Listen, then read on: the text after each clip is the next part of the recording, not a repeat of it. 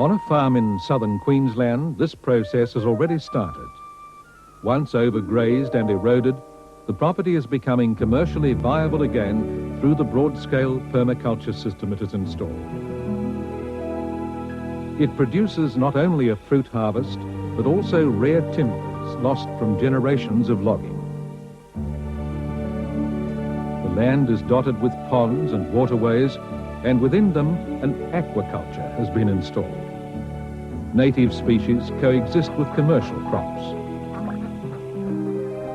The pond life is just part of the thousands of species that are being introduced to the property. The rainforests are being replanted, and the wildlife they attract will add to its fertility.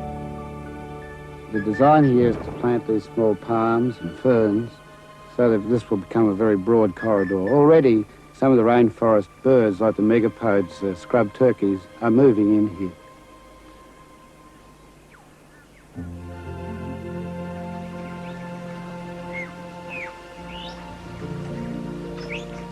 It's within these cool and shaded areas that the traffic of wildlife occurs. You can smell water rat along the river. There's flocks of honeyeaters going through the canopy overhead, and every so often a forest wood pigeon comes down. Wallaby are on the slope, and they'll soon be moving along these corridors through the whole system of this forest farm. And for us, it's an incredible difference to be sitting in here, cool and shady, and it's so hot outside in the field.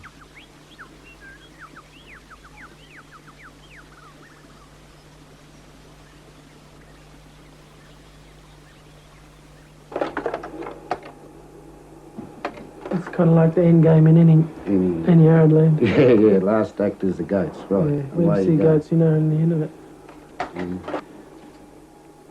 Increasingly, Mollison has been drawn to the front line of environmental problems, the third world, where he works with local permaculture organisations.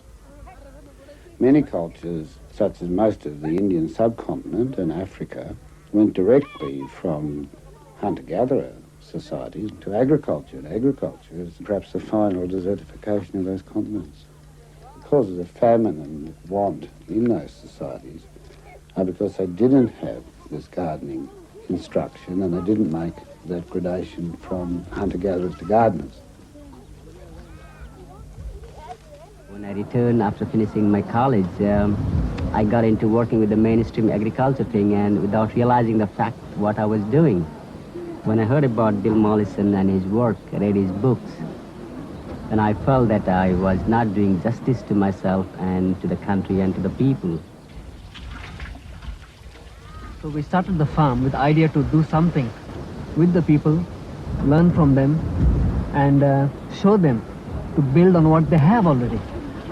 So in a nutshell, I could say it's only a teaching tool to show them that they have the resources.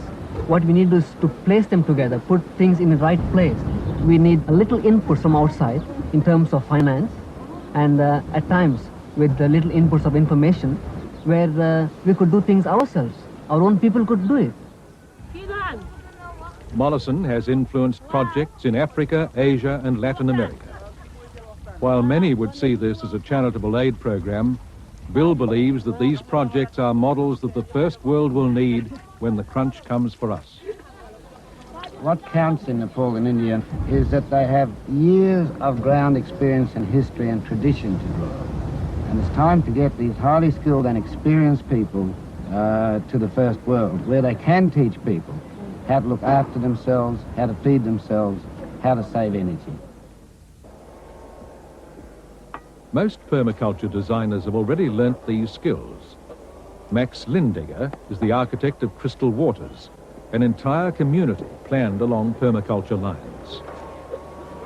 With a capital of $8 million, he expects it to be a model for building communities with a future. Well, we have always aimed to become developers. And this is the first active development, large-scale development, in which we've been involved. And we think we can do it much better than developers, or we will do it much better than developers. We've already provided water systems All the houses here will self-provide for energy. We'll have mains energy only for semi-industrial endeavours. And all the agricultural land has been set aside for agriculture and the forestry land for forestry. And we're not obliterating our basic resources. When we first proposed permaculture in 1975, only one existed in my backyard. Today there are thousands, and for all I know, hundreds of thousands. I find it quite remarkable to travel from a very small fishing village in Tasmania, where I lived for some time while I was developing permaculture, and go to somewhere like Nepal and find somebody has been influenced by and has created permaculture in Nepal. And the feeling I get is one of immense feeling of gratitude, because it's something that I personally don't have to do.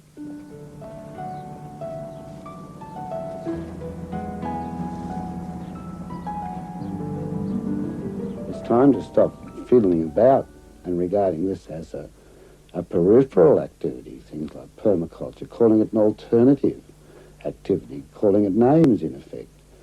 And so this has to be the mainstream agriculture of any future society, and that all investment should be swung to those ends now. $600 billion in ethical funds. It's time to match up the will of the public to invest ethically in projects, because even if you're an investor, even if you're making lots of money on the stock market in agrochemicals, you're also made out of meat, and so your family. And as an African said to me once, if God hadn't intended us to eat people, he wouldn't have made them out of meat. Bill contemplates cannibalism with a sparkle in his eye. Yet there's no doubt present trends are bad. Perhaps mainstream technology will breathe life back into our frail human structures, but a solution is needed before our window on the world is closed forever. Mollison is offering paradise. Well, we're in the Garden of Eden. This is a garden that was planted by Gahan Gilfedder about 6 and 7 years ago. He left it about 3 years ago, and since then it's had practically zero maintenance. But I'm surrounded by a great variety of perennial food and self-seeding food. It's another sort of jungle. This was originally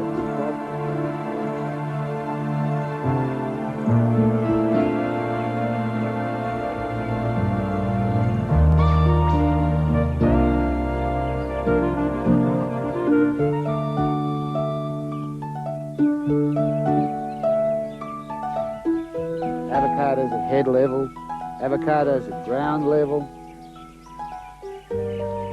and then mandarins. Some danger in extensive places here of getting lost, but if you do get lost, there's plenty to eat, that's the point.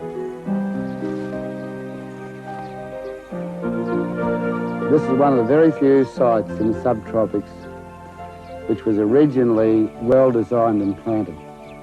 So all in all, I think when Gahan set this up, he set it up to do this, and it's done it. And people say to me, will permaculture work? I say to them, will plants grow?